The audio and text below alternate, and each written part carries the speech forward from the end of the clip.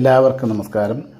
അശ്വതി, ഭരണി, കാർത്തികയുടെ കാൽഭാഗം വരുന്ന മേടക്കൂറുകാരെ സംബന്ധിച്ച് 2025 ആഗസ്റ്റ് 17 മുതൽ 2026 ആഗസ്റ്റ് 16 വരെയുള്ള ഫലങ്ങളാണ്.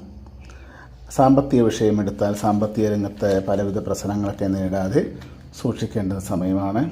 വരുമാനത്തിലൊക്കെ വളരെ ഉയർച്ച ഉണ്ടാകുന്ന കാലഘട്ടമാണെങ്കിലും പ്രതീക്ഷിക്കാതെ പല ചെലവുകളും വന്ന് പെട്ടേക്കാം. വലിയ വലിയ കാര്യങ്ങളിലൊക്കെ ഇടപെടുന്നതിന് മുമ്പ് മറ്റൊരാളുടെ അഭിപ്രായം കൂടി ചോദിച്ചുകൊണ്ട് ചെയ്യുന്നതായിരിക്കും നല്ലത്. സാമ്പത്തിക ഇടപാടുകൾ കഴിയുന്നതും ഒഴിവാക്കാൻ ശ്രമിക്കുക. പുതിയ പദ്ധതികളിലൊക്കെ അനുകൂലമായൊക്കെ വരുമെങ്കിലും എല്ലാം വളരെ ശ്രദ്ധാപൂർവം വളരെ ആലോചിച്ച് ഒരു തീരുമാനത്തിലെത്തുന്നതായിരിക്കും ഏത് പ്രകാരത്തിലും ശുഭകരം. വിവാഹാദി വിഷയങ്ങൾക്ക് നല്ല സമയമാണ്.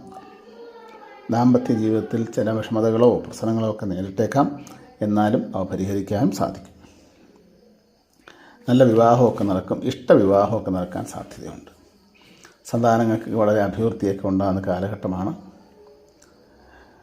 അത് കണക്ക് സഹോദരങ്ങളുമായോ മുതിർന്നവരുമായോ ചില വാക്തർക്കങ്ങളോ മനക്ലേശങ്ങളോ ഒക്കെ വന്നുവിടാം. എന്നിരുന്നാലും പിന്നീടത് പരിഹരിക്കപ്പെടുകയും ചെയ്യും. വിദ്യാഭ്യാസ വിഷയവുമായി ബന്ധപ്പെട്ട് പോകുന്ന കുട്ടികൾക്ക് ഉന്നത വിദ്യാഭ്യാസ യോഗമുണ്ട്. വിദേശത്ത് പഠന സാധ്യതയുണ്ട്. അവർക്ക് തൊഴിലൊക്കെ ലഭിക്കുവാൻ സാധ്യതയുണ്ട്.